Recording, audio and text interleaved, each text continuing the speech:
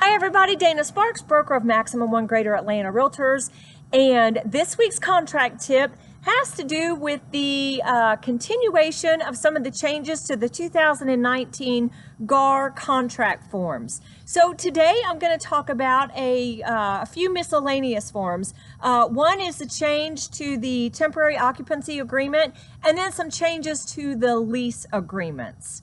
So, the temporary occupancy agreement, the new form number for that is F219, and not a lot of major changes to that one.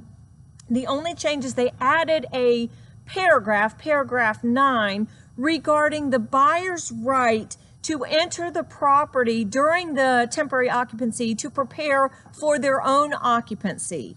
And so what it says is, upon prior notice to the seller, buyer and or buyer's representatives shall have the right to enter the property at buyer's expense and at reasonable times to inspect, examine, survey, meet contractors, and prepare for buyer's occupancy for the property. Seller shall cause all utilities, systems, and equipment to be on so that the buyer may complete all inspections. Buyer agrees to hold seller and all brokers harmless from all claims, injuries, and damages relating to the exercise of these rights, and shall promptly restore any portion of the property damaged or disturbed from testing or other evaluations to a condition equal to or better than the condition it was prior to such testing or evaluation. So again, basically, that's the only change to the temporary occupancy agreement. Now, regarding the leases, first of all, remember that there is a new form, which is it's an exhibit, and it is hang on and I'll find it for you. It is a new exhibit, and it is exhibit F920, required renter's insurance. So just wanted to bring that to your attention. Then in the leases, and these changes are in the lease for lease purchase exhibit and the actual regular lease. So a couple of things that they've changed in that. One is they added a paragraph about no subletting of any kind, including, well, let me read it to you. It has it on the front page on paragraph A, and then it has a further description on paragraph B. And basically what it says is, tenant may not sublet premises in whole or in part, or assign this lease without the prior written consent of landlord, which consent may be withheld for any reason or for no reason. The lease shall create a relationship of landlord and tenant between the parties hereto. Tenant is specifically prohibited from offering all or part of the premises for short-term rental, such as through Airbnb, VRBO, or any such sites or programs, regardless of any local laws that may be or have been enacted. Any advertising or online postings, as well as actual rentals of the premises to vacation or short-term guests, shall constitute a material breach of this agreement. Any person who is not a tenant, as defined herein, who occupies any portion of the premises for any period of time whatsoever, for any compensation or consideration whatsoever, including, without limitation, the payment of money in or trade in or barter of other goods, services, or property occupancy rights, is not a guest, and such occupancy constitutes unauthorized subletting or assignment, which is a substantial and material breach of the contract. So again, kind of based on what's going on in our society with Airbnb and other short-term rentals, they've added that no subletting paragraph to all the leases. Additionally, they've redone a little bit of the verbiage to make it just a little easier to understand for the days of the lease, what constitutes when the lease is due, when it is considered late. They've just redone that verbiage for clarity purposes. A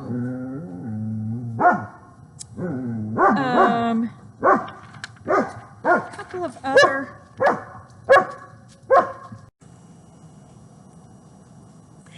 additionally, they have defined what a guest is. In other words, the length of stay for somebody to be considered a guest or somebody that is actually on the lease. So in paragraph under where it talks about guest, it's under the paragraph under use, B15, it says, premises shall be used for residential purposes only and shall be occupied by those persons listed in this agreement. Premises of the property shall be used by tenant, and tenant shall cause all occupants of the premises and their guests, invitees, licensees, and contractors of the tenant to use the premises and property in accordance with all federal, state, county, and municipal laws. Okay, here's where it defines guest. A guest shall be defined as anyone who visits the property for no longer than 14 consecutive days or 28 non-consecutive days in any 12-month period.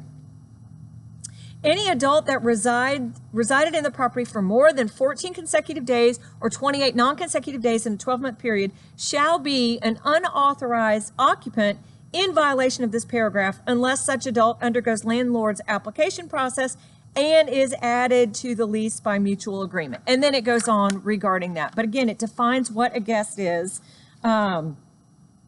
It also talks about in the actual application, the actual rental application, it says in big bold print right at the top, applications are not accepted on a first come first served basis. Per OCGA, which is Official Code Georgia Annotated, which is the law, 10-6A-6 requires brokers to present all offers to lease to the landlord/owner. The landlord-owner reserves the right to accept the best offer based on economic considerations. These considerations include, but are not limited to, the move-in date of the applicant, the rental rate offered by the applicant, any concessions requested by the applicant, and the creditworthiness of the applicant.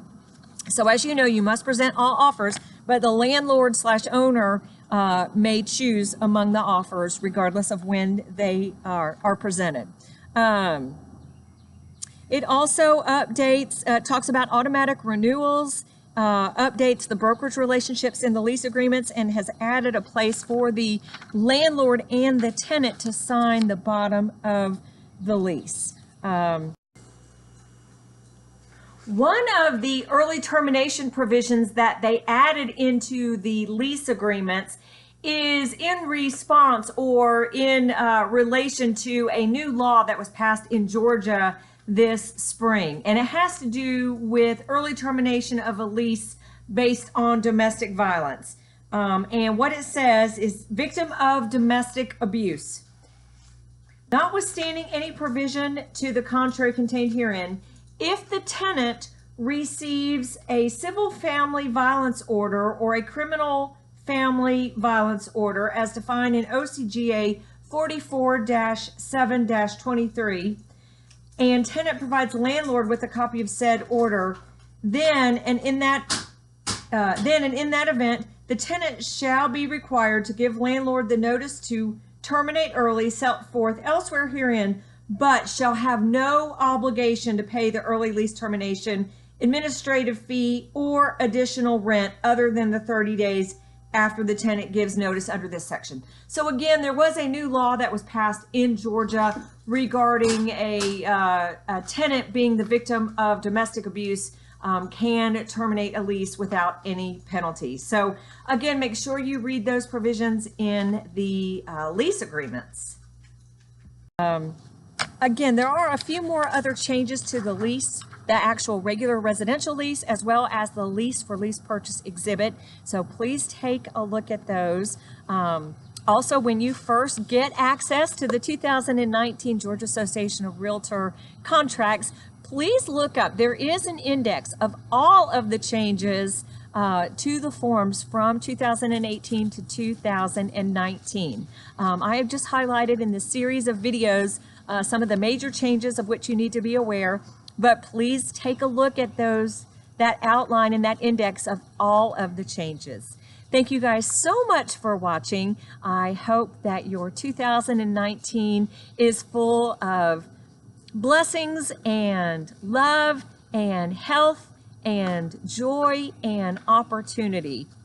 Opportunity for you and opportunity for you to bless others with respect to your practice of real estate. Thank you guys so much for watching. I'm Dana Sparks, broker of Maximum One Greater Atlanta Realtors, satisfying your needs with service, innovation, and education.